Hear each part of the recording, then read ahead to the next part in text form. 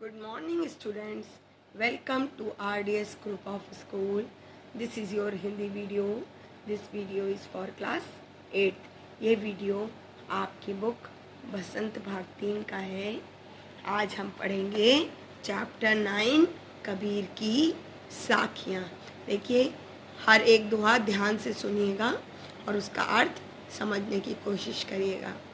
देखिए, जाति न पूछो साध की, पूछ लीजिए ज्ञान, मोल करो तलवार का, पड़ा रहन दो म्यान. देखिए, अब इसमें कबीरदास जी कहते हैं कि हमें साधु संतों से उनकी जाति नहीं पूछनी चाहिए, उनसे केवल हमें ज्ञान प्राप्त करना चाहिए. उनसे जाति पूछना व्यर्थ है. जिस प्रकार तलवार का महत्व होता है, मोल होता है, महत्व होता है, और म्यान का नहीं. देखिए, तलवार और म्यान का जो ये उन्होंने उदाहरण दिया है कबीरदास ने, इसमें उन्होंने जाति पाति का विरोध किया है. वो कहते हैं कि उनसे किसी भी व्यक्ति से मनुष्य को जाति पाति नहीं पूछनी चाहिए, क्योंकि ये उसकी विशेषता या उसके ज्ञान को प्रकट नहीं करता है. किसी की जाति से आप उसके ज्ञान के बारे में पता नहीं कर सकते, और ज्ञान के आगे जाति का कोई अस्तित्व नहीं है. जिस तरह तलवार का मोल होता है और म्यान का नहीं. देखिए, अब आगे नेक्स्ट. आवत करी एक है, उल्टत होई अनेक, कहे कबीर नहीं उलटिए, वही एक की एक. अब देखिए, गारी का मतलब होता है गाली या अपशब्द, बुरा शब्द. अब इसमें कबीरदास जी कहते हैं कि यदि हमें कोई अपशब्द कहता है या कोई गाली देता है, बुरी बात कहता है, तो हमें चुपचाप रहना चाहिए. उल्टत होई अनेक, उसे उलटकर कोई जवाब नहीं देना चाहिए. कहे कभी नहीं उलटिए, यदि हम भी उलटकर या पलटकर उसे कोई अपशब्द कहते हैं या कोई गाली देते हैं, तो वही एक की एक. तो क्या होगा उससे? उनकी संख्या बढ़ती ही चली जाएगी और वो विवाद कभी समाप्त नहीं होगा. देखिए, समझ में आ रहा है कि नहीं आपको? मतलब गाली, अगर कोई हमको गाली देता है या गाली देता है, बुरा शब्द कहता है, तो हमें उसको पलटकर नहीं बोलना चाहिए. होता क्या है, जब देखिए वैसे भी कभी कोई लड़ाई होती है, एक ने बोला और फिर दूसरे ने बोला, फिर पहला वाला बोलता है, इससे क्या होता है, बात बढ़ती चली जाती है. इसलिए कबीरदास जी कहते हैं कि अगर हमें कोई कुछ कहता है बुरा शब्द या अपशब्द, तो हमें पलटकर नहीं बोलना चाहिए, क्योंकि इससे क्या होता है, उसकी संख्या बढ़ती चली जाती. किसकी? अपशब्दों की. और वो विवाद कभी समाप्त नहीं होता, वो बढ़ता ही चला जाता है. नेक्स्ट देखिए, माला तो कर में फिरे, जी भी फिरे मुखमाई, मनवा तो 10 दिसी फिरे, यह तो सुमिरन नाही.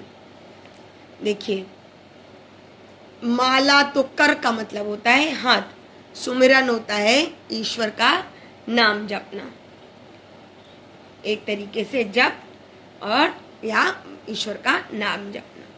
अब देखिए, इसमें कबीरदास जी कहते हैं माला तो कर में फिरे. कर मतलब हाथ, हाथ में माला फेरने से, और जीभे मतलब, और जीभ पे राम नाम जपने से राम की प्राप्ति या ईश्वर की प्राप्ति नहीं होती.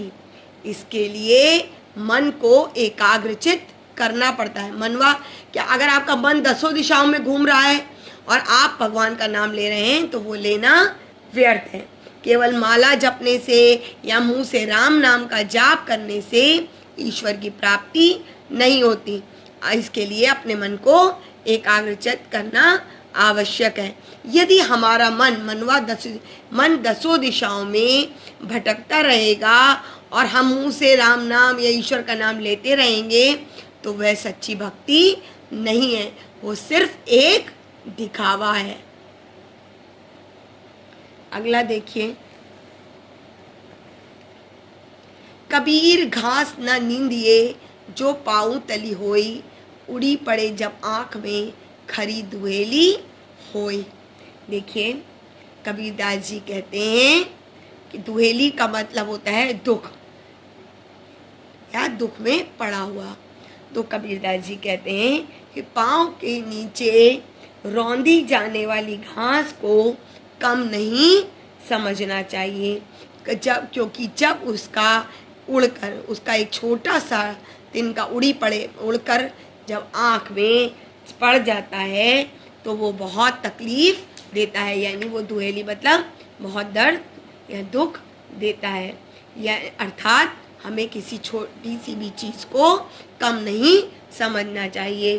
देखिए इसमें कबीरदास का जी का अर्थ है कि हम अहंकारवश, जो हमारे अंदर अहंकार आ जाता है और हम किसी भी वस्तु को छोटी समझने लगते हैं और उसको छोटा समझकर उसको नुकसान, ये नहीं सोचते कि वो छोटी सी भी वस्तु हमें नुकसान पहुंचा सकती है। इसका उदाहरण उन्होंने किसके द्वारा दिया है? घास के तिनके के द्वारा, कि अगर आंखों में पड़ जाए तो हमें बहुत पीड़ा होती है। इसलिए हमें कभी भी घमंड या अहंकार नहीं करना चाहिए और किसी को भी छोटा या हीन नहीं समझना चाहिए, क्योंकि हर एक के अंदर कुछ ना कुछ अच्छाई होती है। इसलिए हमें किसी की भी निंदा नहीं करनी चाहिए। देखिए लास्ट है, जग में बैरी कोई नहीं, जो मन शीतल होए, या आपा को डार दे, दया करे सब कोई। देखिए इसमें कबीरदास जी कहते हैं शांत और शीतल, शांत और शीतल, बैरी का देखिए इसमें अर्थ होता है दुश्मन। शांत और शीतल स्वभाव वाले व्यक्ति का कोई दुश्मन नहीं होता। इसलिए हमें अपने स्वभाव को निर्मल एवं शांत बनाना चाहिए, ताकि हम दया करें सब कोई, ताकि हम सब हम पर दया भाव दिखाए या हम पर अपनी कृपा बनाए। मतलब उनका कहने का अर्थ है कि मनुष्य को अपने व्यवहार में कोई भी किसी का भी शत्रुता बनाकर नहीं रखनी चाहिए अपने मन में, क्योंकि अगर आपा का मतलब होता है घमंड। ये देखिए आपा हमें अपने मन में कोई अहंकार या घमंड नहीं रखना चाहिए। जो ऐसा व्यक्ति होता है मन से शीतल होता है, जो अपने अंदर किसी के प्रति कोई बुरा भाव या दुश्मनी नहीं रखता, उसके ऊपर सब लोग दया भाव दिखाते हैं। Now this chapter is completed. Have a good day.